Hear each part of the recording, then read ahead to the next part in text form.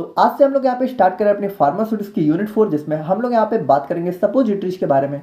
और मैंने सोचा था इसको एक ही वीडियो में कवर कर देंगे, बट यहाँ पे कुछ सॉफ्टवेयर इशू की वजह से मेरी मोबाइल से लॉन्ग वीडियो एक्सपोर्ट ही नहीं हो रही है। तो यहाँ पे हम लोग इसको 2 पार्ट में कवर करेंगे और मेरी पूरी कोशिश रहेगी कि दूसरा पार्ट भी आप लोग को आज ही देखने को मिल जाए, ठीक है। तो आप लोग यहाँ पे कॉपी और पेन लेके बैठ जाइए और हम लोग अपना आज का वीडियो स्टार्ट करते हैं। अब यहाँ पे देखो सपोजिटरीज होती क्या है। तो सपोजिटरीज हमारी एक टाइप की डोजेज फॉर्म ही होती है, ठीक है। यहाँ पे ये सेमी सॉलिड डोजेज फॉर्म होती है। तो इसका शेप आप लोग यहाँ पे देखना, थोड़ा सा आप लोगों ने कभी बुलेट देखी हो तो यहाँ पे इसका शेप थोड़ा सा ऐसा रहता है, ठीक है। थोड़ा इस टाइप का आप लोग को देखने को मिलता है। तो यहाँ पे सपोजिटरीज को हम लोग करते क्या है, इसको बेसिकली हम लोग अपनी बॉडी कैविटी के अंदर जो है इंसर्ट करते हैं। यानी जैसे बॉडी कैविटी की बात करें तो जैसे रेक्टम हो गया, ठीक है, वजाइना हो गया, नोज हो गया, ईयर हो गया, ठीक है। यहाँ पे माउथ को छोड़ के, ठीक है, माउथ को छोड़ के हमारी बॉडी के अंदर जितनी भी बॉडी कैविटी होती हैं, जैसे रेक्टल कैविटी, वजाइनल कैविटी और नेजल कैविटी, ईयर कैविटी, तो इन सारी कैविटीज पे हम लोग अपनी सपोजिटरीज को इंसर्ट करते हैं, ठीक है। तो ये हमारी थोड़ी एक स्पेशल टाइप की दवा होती है, ठीक है। आजकल वैसे ज़्यादा यूज में नहीं है, पहले मतलब थोड़ा बहुत यूज होती थी। आजकल इसका यूज वैसे बहुत कम हो गया है, बट हमारे सिलेबस में तो हमें पढ़ना है। अब यहाँ पे देखो सपोजिटरीज हमारे यहाँ पे सेमी सॉलिड प्रिपरेशन के अंडर में आती है, क्योंकि यहाँ पे क्या होता है कि जो हमारे इंग्रेडिएंट्स होते हैं, ठीक है, यानी हमारी जो भी दवाएं होती हैं उनको यहाँ पे पिघला के हम लोग जो है अपनी सपोजिटरीज का फॉर्मेशन करते हैं।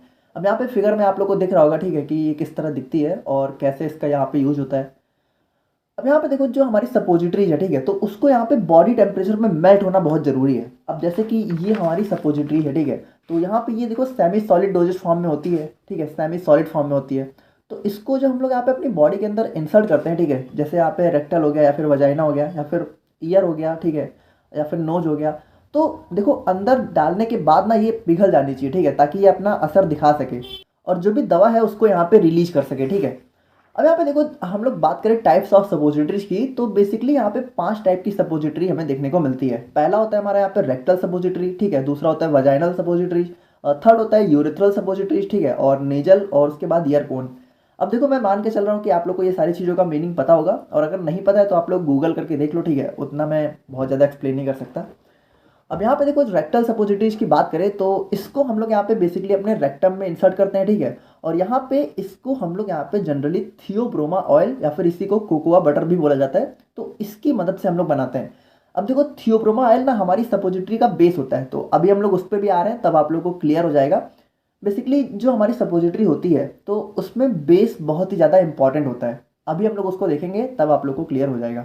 अब इसका वेट की बात करें तो ये यहाँ पे 1 से 2 ग्राम की होती है, ठीक है, और जनरली यहाँ पे कोन या फिर टॉर्पेडो शेप में देखने को मिलती है, ठीक है। तो यहाँ पे फिगर में आप लोग को दिख रहा होगा, तो इस टाइप की हमें अपनी रेक्टल सपोजिटरीज देखने को मिलती है और इसको हम लोग अपने रेक्टम में इंसर्ट करते हैं, ठीक है।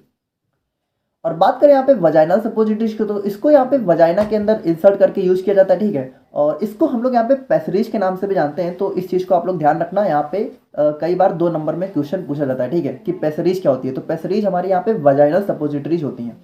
अब यहाँ पे देखो ये इनका जो साइज होता है वो थोड़ा सा रेक्टल सपोजिटरीज से बड़ा होता है, ठीक है। और यहाँ पे इनका वेट लगभग यहाँ पे 3 से 5 ग्राम का होता है। और यहाँ पे जनरली ये रॉड या फिर कोन शेप की होती है, और इनको जनरली यहाँ पे वजाइना में अगर इन्फेक्शन वगैरह हो जाता है तो उसको ट्रीट करने के लिए यूज़ किया जाता है। और बात करें हम लोग यहाँ पे यूरिथ्रल सपोजिटरीज की, तो इसको यहाँ पे यूरिथ्रा के अंदर इंसर्ट किया जाता है, ठीक है। और इसको हम लोग यहाँ पे बोगीज के नाम से भी जानते हैं, और इसका वेट यहाँ पे 2 से 4 ग्राम होता है, और ये यहाँ पे पेंसिल के शेप में जो है हमें देखने को मिलती हैं।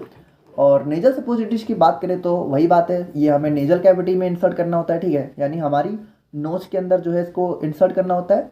और इसको हम लोग यहाँ पे नेजल बुगीज के नाम से भी जानते हैं, और ये यहाँ पे जो है 9 से 10 सेंटीमीटर तक की लंबी हो सकती हैं, और वेट इनका जनरली यहाँ पे 1 ग्राम का होता है। और नेजल सपोजिटरीज हमारे यहाँ पे थिन और सिलेंड्रिकल शेप की होती है, ठीक है, यानी इनका शेप थोड़ा सा लंबा होता है और ये पतली होती है, ठीक है, क्योंकि हमारा नोज है तो उसके अंदर पतली होगी तभी जा पाएगी।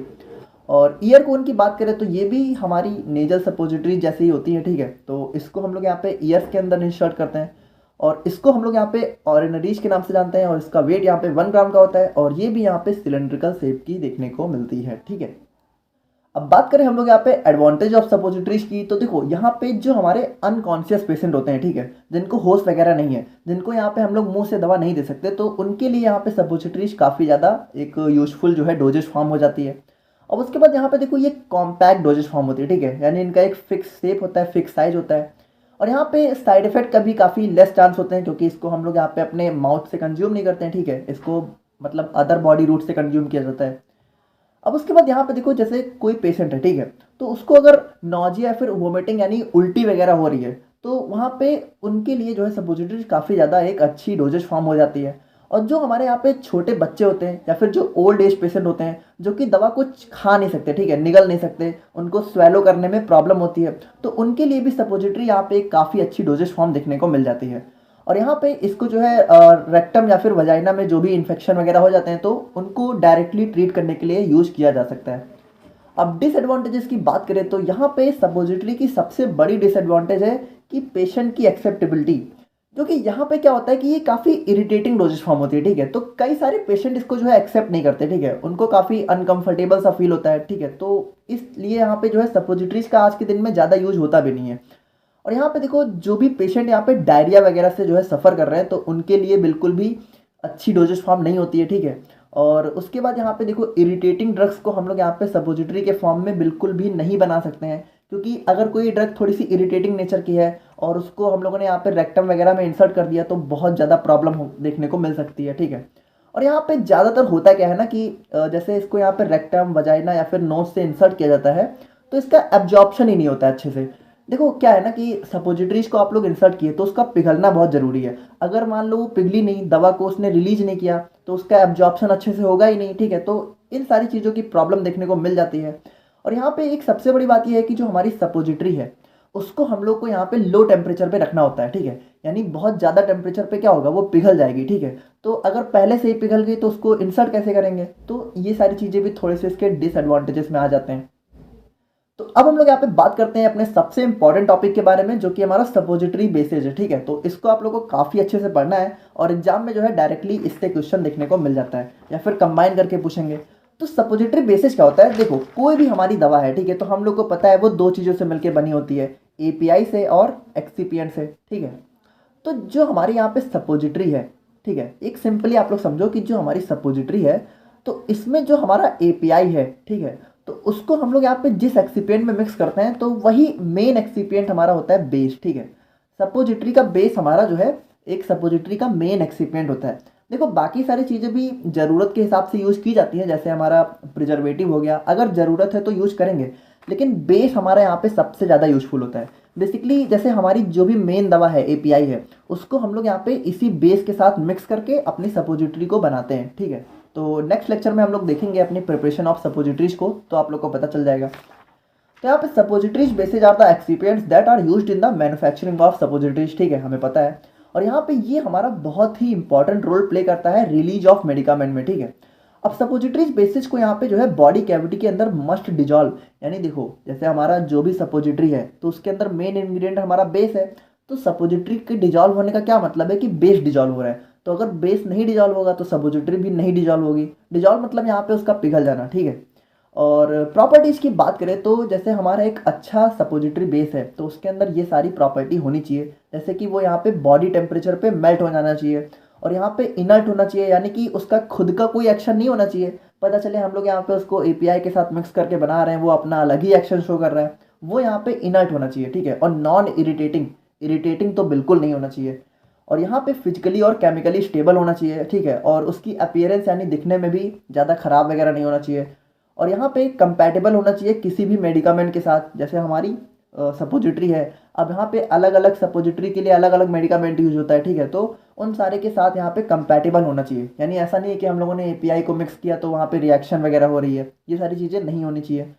और उसके बाद यहाँ पे स्टेबल होना चाहिए if heated above it's melting point, यानी कि जो हमारा सपोजिटरी बेस है, तो अभी हम लोग जब प्रिपरेशन को देखेंगे तो आप लोग को पता चलेगा कि हमारी सपोजिटरीज को हम लोग यहाँ पे हीट करते हैं, ठीक है, एक मेथड होता है फ्यूजन मेथड, तो उसमें हम लोग हीट करते हैं। तो हीटिंग के टाइम पे जो हमारा बेस है वो यहाँ पे मेल्ट नहीं होना चाहिए, पता चले बेस पिघल गया तो हमारी सपोजिटरी बनेगी ही नहीं। और उसके बाद यहाँ पे it should release medicament readily, यानी कि जो हमारा बेस है तो उसको यहाँ पे जैसे हम लोगों ने जब सपोजिटरी को इंसर्ट किया तो बेस जो है हमारे मेन एपीआई को रिलीज कर दे, ऐसा नहीं हो कि रिलीज ही नहीं कर रहा है, ठीक है। और यहाँ पे बात करें अपने टाइप्स ऑफ सपोजिटरी बेसिस के बारे में, तो यहाँ पे मेनली हमें 3 टाइप के सपोजिटरी बेस देखने को मिलते हैं, जिसमें पहला होता है हमारा यहाँ पे ऑयली या फिर फैटी बेस, और सेकंड होता है हमारा यहाँ पे वाटर सॉल्युबल बेस, और थर्ड होता है हमारा यहाँ पे इमल्सिफाइंग बेस। तो बात करें हम लोग यहाँ पे ऑयली या फिर फैटी बेसिस के बारे में, तो ये हमारी सबसे ज़्यादा most frequently used suppository base है, यानी कि जो हमारी सपोजिटरी है तो उसको बनाने के लिए हम लोग सबसे ज़्यादा अपने ऑयली बेसिस का ही यूज़ करते हैं। और इसके अंदर भी जो हमारा थियोब्रोमा ऑयल है, इसी को हम लोग यहाँ पे कोकोआ बटर के नाम से भी जानते हैं, ये हमारा बहुत ज़्यादा इंपॉर्टेंट है। ठीक है, 2 नंबर में कभी कभी इससे जो है डायरेक्ट क्वेश्चन पूछ लिया जाता है। और उसके बाद यहाँ पे इसके अंदर मेनली जो है 3 टाइप के बेस देखने को मिलते हैं। थियोब्रोमा ऑयल हो गया, इमल्सिफाइड थियोब्रोमा ऑयल हो गया और हाइड्रोजिनेटेड ऑयल। तो जो हमारा यहाँ पे थियोब्रोमा ऑयल है तो इसको हम लोग यहाँ पे सबसे पहले तो ये most commonly use suppository base होता है। ठीक है, सबसे ज़्यादा इसी को यूज किया जाता है। इसको हम लोग यहाँ पे कोकोआ बटर के नाम से भी जानते हैं। और यहाँ पे ये जो हमारा थियोब्रोमा कोकोआ है तो उसके सीड को यहाँ पे रोस्ट करके यहाँ पे प्रिपेयर किया जाता है। ठीक है, और यहाँ पे ये जो है हमें येलोइश वाइट कलर का देखने को मिलता है, इसका थोड़ा सा चॉकलेटी ऑर्डर होता है। और यहाँ पे ये बटर यानी कि थोड़ा सा मक्खन जैसा होता है। और यहाँ पे जो हमारा थियोब्रोमा ऑयल है ये बेसिकली यहाँ पे जो हमारे डिफरेंट फैटी एसिड्स होते हैं तो उनके ग्लिसरील ईस्टर्स का यहाँ पे मिक्सचर होता है। ठीक है, अब देखो इसको आप लोग को आने वाले सेमेस्टर में पढ़ना है तो यहाँ पे हम लोग बहुत डिटेल में नहीं जाएंगे, आप लोग इस लाइन को ऐसे ही याद कर लेना। और इसका मेल्टिंग पॉइंट यहाँ पे 30 से 35 डिग्री सेल्सियस के बीच में होता है। ठीक है, और यहाँ पे ये जो है हमारा मोस्ट सुटेबल बेस होता है रेक्टल सपोजिटरीज के लिए। तो इस चीज़ को आप लोग यहाँ पे ध्यान से देखना। ठीक है, कि जो हमारी रेक्टल सपोजिटरी है तो उसके लिए थियोब्रोमा ऑयल बहुत अच्छा है, लेकिन जो हमारे यहाँ पे पैसरीज है, नेजल सपोजिटरीज है, यूरेथ्रल सपोजिटरीज है तो इनके लिए बिल्कुल भी अच्छा नहीं होता है।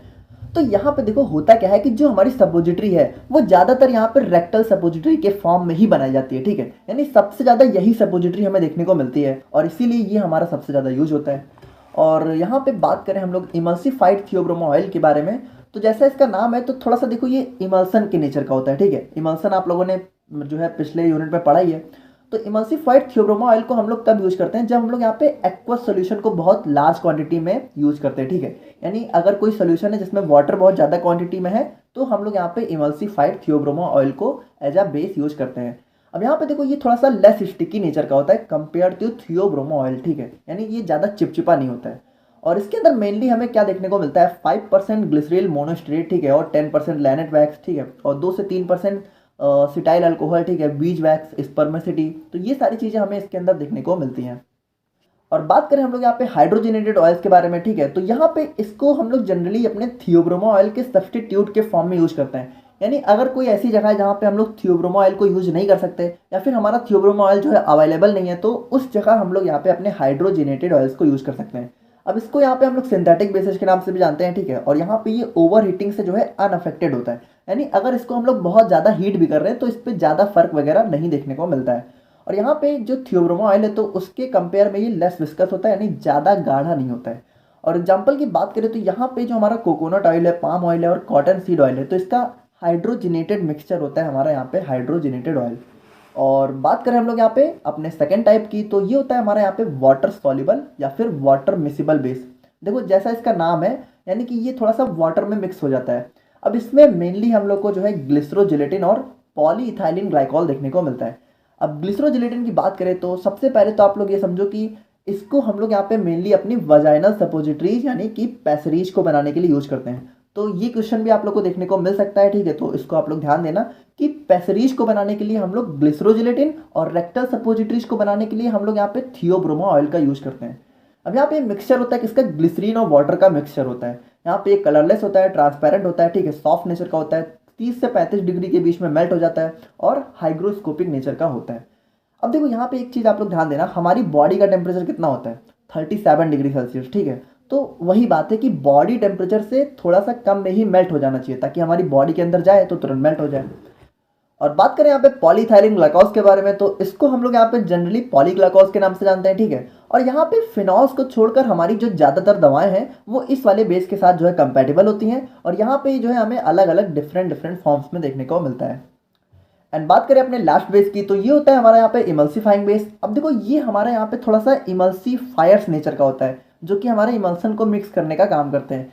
अब इसके अंदर मेनली हमें व्हाइट पिसॉल, मासा स्टेरिनम और मासोपॉल देखने को मिलता है। तो एक दो के बारे में आप लोग थोड़ा थोड़ा लिख देना। ठीक है, जैसे कि व्हाइट पिसॉल हमारा क्या होता है, फैटी एसिड के ट्राइग्लिसराइड होते हैं। ठीक है, और यहाँ पे ये जो है इसको हम लोग को रैपिडली कूल नहीं करना चाहिए, यानी अचानक से इसको बहुत ठंडा नहीं करना चाहिए वरना ये ब्रिटल नेचर का होता है। ब्रिटल नेचर का मतलब क्या होता है कि ये थोड़ा सा आप कह सकते हो कि टूट जाता है। ठीक है, तो अगर इसको बहुत जल्दी ठंडा करोगे तो ये यहाँ पे ब्रेक हो जाएंगे। और उसके बाद ये यहाँ पे नॉन इरिटेंट होते हैं, ठीक, यानी इरिटेशन वगैरह कॉज नहीं करते हैं। और बात करें हम लोग यहाँ पे मासे स्टेरिनम की, ठीक है, तो ये यहाँ पे मिक्सचर होता है mono di and tri glyceride का, ठीक है। तो यहाँ पे तीनों टाइप की ग्लिसराइड हमें देखने को मिलती है और ये यहाँ पे वाइट होता है, ठीक है, ऑर्डरलेस होता है, टेस्टलेस होता है और इसका मेल्टिंग पॉइंट यहाँ पे 33 से 35 डिग्री सेल्सियस के बीच में देखने को मिलता है। तो यहाँ पे हम लोगों ने आज की वीडियो में सपोजिटरीज और सपोजिटरी बेसिस को कवर कर लिया है और आने वाली वीडियो में हम लोग बात करेंगे अपने इवैल्यूएशन और प्रिपरेशन ऑफ सपोजिटरीज के बारे में और मेरी कोशिश रहेगी कि आप लोग को वीडियो आज ही देखने को मिल जाए। तो तब तक के लिए थैंक यू सो मच।